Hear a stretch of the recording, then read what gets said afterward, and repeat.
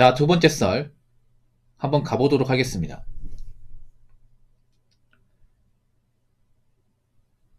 댓글 컨텐츠고 영상 제목 살아보니 없는 사람이 더 악랄하고 인성도 개차반이더라고요. 라는 영상에 달린 댓글입니다. 물론 사람은 절대 벽은 없어요. 뭐 잘 산다고 해서 무조건 인성이 좋다.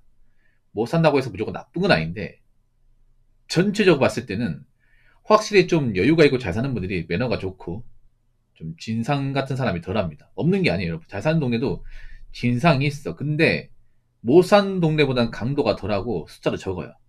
반대로 좀 동네 수준이 안 좋고 소득이 적고 그런 동네일수록 이제 매너가 안 좋고 진상들이 많아요. 이건 아르바이트나 서비스업 해본 사람이면 많이 공감할 거야. 예. 그러니까 오해하시면 안 되는 게 뭐 잘 사는 사람 무조건 다 친절하다 이건 절대 아니에요. 대체적으로 친절한 사람이 많다는 거지 아닌 사람도 있어요 이게. 그래서 우리가 살면서 보는 빌런들의 대부분은 보통 못 사는 분들이에요. 여러분 이렇게 생각하시면 돼요. 자본주의에서 내가 돈이 없고 힘들면 빌런이 될 가능성이 높습니다. 그러니까 내가 가난하게 살면 착할 수가 없습니다. 왜냐? 내가 부족하니까, 내가 힘드니까.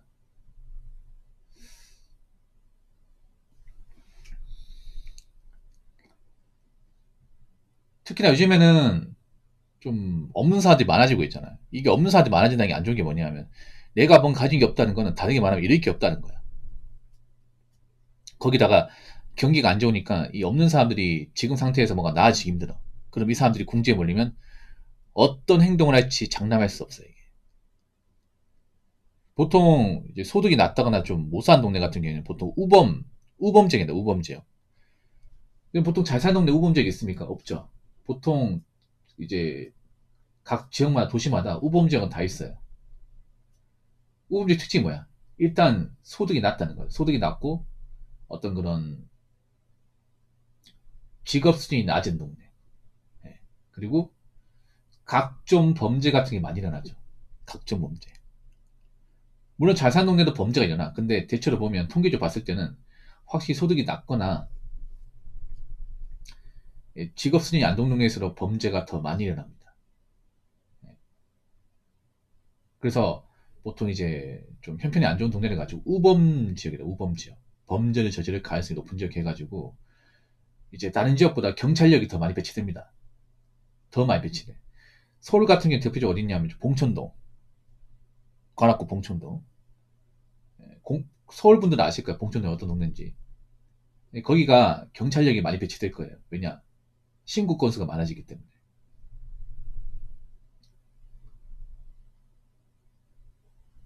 그래서 거기 일하시는 분들이 상당히 바쁠 거야. 거의 봉천지구대 아니면 이제 인천 미추홀구 주안지구대 같은데. 바쁠 거예요. 보통 경찰들이 가기 싫어하는 근무지야. 워낙에 사건 사고 많다 보니까. 이게 그런 거 뭐냐 하면 내가 가진 게 힘들수록 사람이 이성적인 판단이 안 돼요, 여러분. 내가 힘들기 때문에 남을 이제 좀 해쳐서라도 자기가 이득을 얻으려고 그래요. 그래서 보통 좀 경기가 안 좋아지고 힘든 사람들이 많아지면 생계형 범죄가 늘어납니다. 생계형 범죄. 먹고 살기 위해서 범죄를 저지르는 거. 이게 생계형 범죄거든요. 그러니까 뭐 이런 거야. 뭐 남의 지갑 훔친다거나 남의 폰을 훔친다거나 뭐 이런 건 비일비재하고 아니면 길에 떨어진 거 이제 이거 우체통에 안 놓고 그 돈을 뭐 가져간다거나 뭐 이런 거 너무 많고 그리고 마트 가면 이제 뭐 마트 보통 앞에 봐야 진열된 거 있죠. 라면이나 계란 같은 거 이런 거 뭐 가져간다거나 예. 아니 편의점 같은 데 가가지고 초콜릿 같은 거 있죠. 특히 편의점이 졸도가 많아요. 특히 겨울에. 왜 많냐면 겨울에 두꺼운들 있잖아.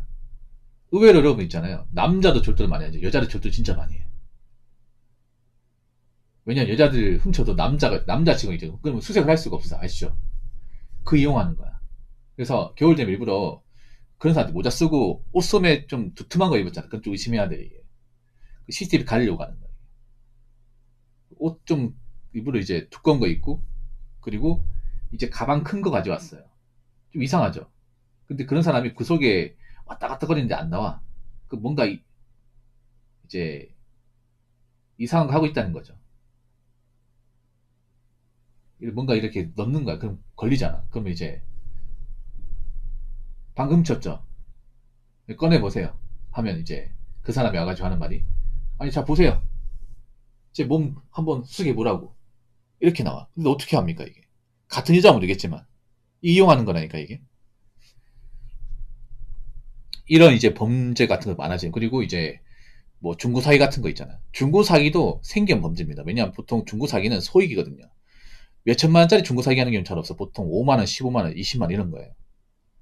예. 보통 전자제품 제일 많이 합니다. 전자제품. 뭐 스마트폰이나 아니면 이제 컴퓨터 램, 하드 이런 거 많이 해요. 왜냐? 제일 수요가 많으니까. 예.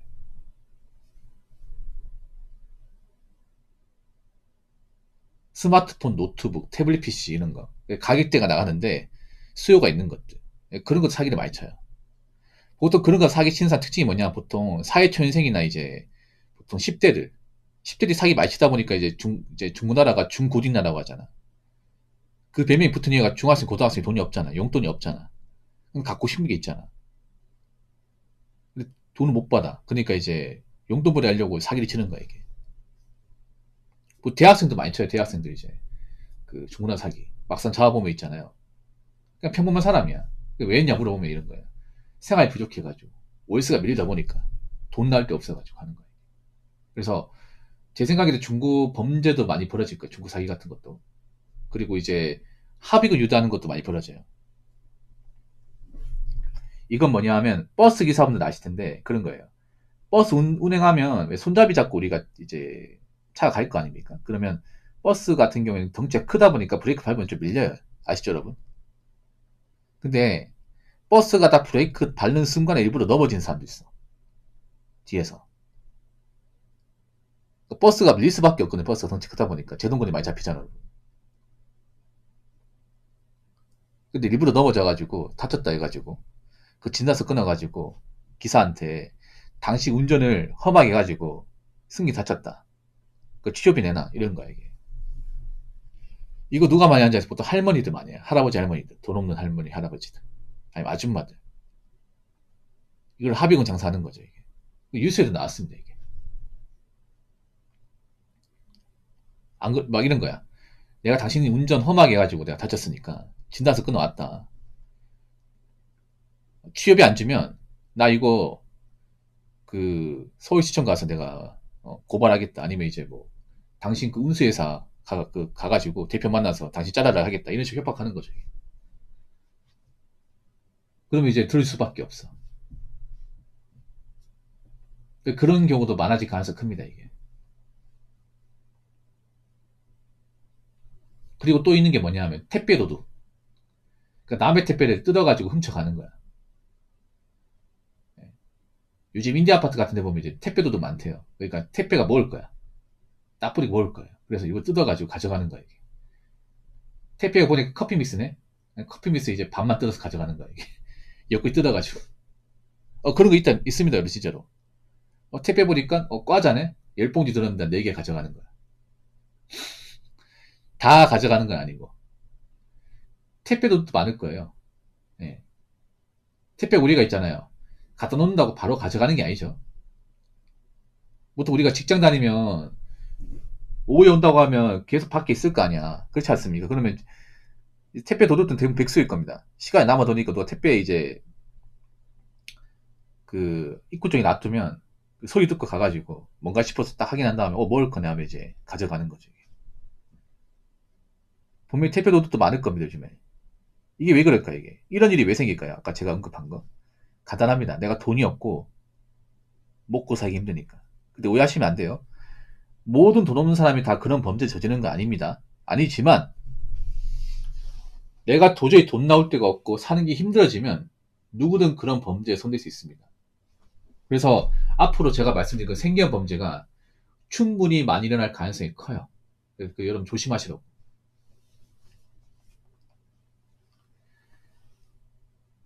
자, 댓글 한번 읽어보도록 하겠습니다. 곳간에서 인신난다 라고 하죠. 본인의 생활이 여유로우면 세상이 여유롭게 보이고 본인 생활이 경제적으로 쪼들리면 너무 궁핍한 생활에 매몰되어 주변을 둘러보기 어려워서 그런 게 아닐까 싶네요. 쓸쓸하네요. 라고 적어졌습니다. 쓸쓸해도 어쩔 수 없어요, 여러분. 어쩔 수 없어. 제가 전에 그런 말 했잖아요. 경기가 안 좋으면 객관적으로 좀 악까지 못하고 처지가 안 좋은 사람들과는 좀 거리를 두는 게 좋다고 얘기했잖아요. 예, 거리 두는 게 좋아. 제가 또 그런 말 했죠. 웬만하면 여러분 집에 누구 초대하지 말라고. 요즘에 남의 집 가서 물건 훔친 사람들 많이 있어요. 귀중품 같은 거 있잖아요. 친구도 뭐든 웬만하면 여러분 집에 잘 안 들여오는 게 좋습니다. 여러분 친구 중에 형편이 안 좋은 사람이 있어. 우리 집 놀러 왔어요. 이 친구 집 가보니까 팔만한 게 몇 개 있네. 그 전에 썼던 스마트폰 이거 팔면 돈 되겠고. 보니까, 금도 있네? 달러도 있네? 가져가는 거야, 이게. 그런 일 많이 벌어져요, 여러분.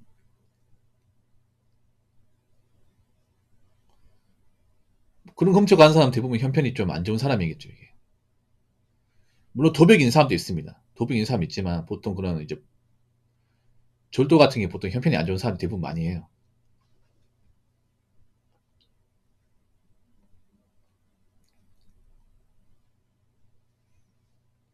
그래서 뭐 사람을 돈만 가지고 판단할 수 없겠지만 근데 적어도 돈을 많이 가지고 열심히 사는 분들은 남한테 해코지 안 합니다. 제가 살아보니까 그래요. 그러니까 뭐냐 하면 정상적으로 돈을 벌고 체부관계 문제 없고 재정적으로 크게 문제가 없는 사람은 적어도 남한테 피해 안 줍니다. 설령 피해 준다 해도 보상을 합니다. 보상을 해. 근데 돈이 없고 처지가 안 좋은 사람은 누구한테 피해를 밥 먹이 주는데 정작 보상을 안 줘. 뭐 이런 거예요. 뭐냐 하면 뭐 교통사고 났어요. 교통사고 인피사고 났습니다. 그래서 걸어가는 사람을 내가 쳤습니다. 합의해야 되죠, 여러분. 합의가 많이 되잖아. 근데 보험을 안 든 거야, 이게. 돈이 없다 보니까. 그래서 합의금을 이제 얼마 주지 못해. 그런 경우도 있거든요, 여러분. 돈이 많으면 합의하겠죠. 어떻게 합의해가지고 그분들 해달라는 대로 해주겠지. 근데 돈이 없다 보니까 내 가진 게 전부다. 이걸 어떻게 안 되겠냐? 당연히 안 되지. 교통사고는 합의하고 정말 중요하죠. 합의 못하면 여러분 요즘 징역 갈 수 있습니다. 인피사고는. 그래서 합의금 많이 못해서 깜빵생 하는 분도 있을 겁니다, 이게. 있어요, 여러분. 여러분, 이거 아무리 단순히 인피사고는 합의를 무조건 해야 돼. 안 하잖아요. 징역 갈 수 있습니다, 여러분, 진짜로.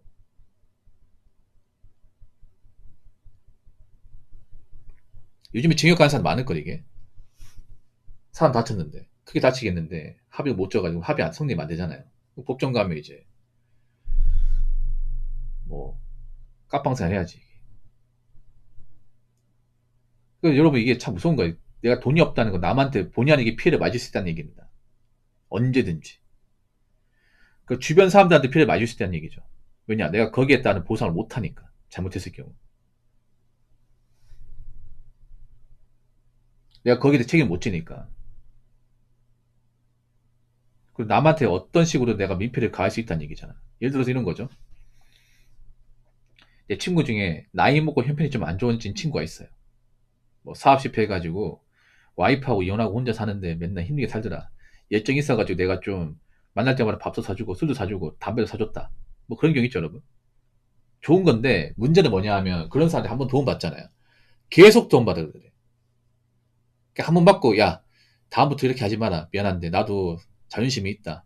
나도 어떻게 살 테니까 내가 좀 불쌍해 보여서 그런 것 같은데 너한테 이런 거 안 받아 좋으니까 그냥 앞으로 이런 거 하지 마라. 이런 사람도 있어. 근데 보통 나이 먹고 궁지에 몰린 사람들은 한 번 받잖아요.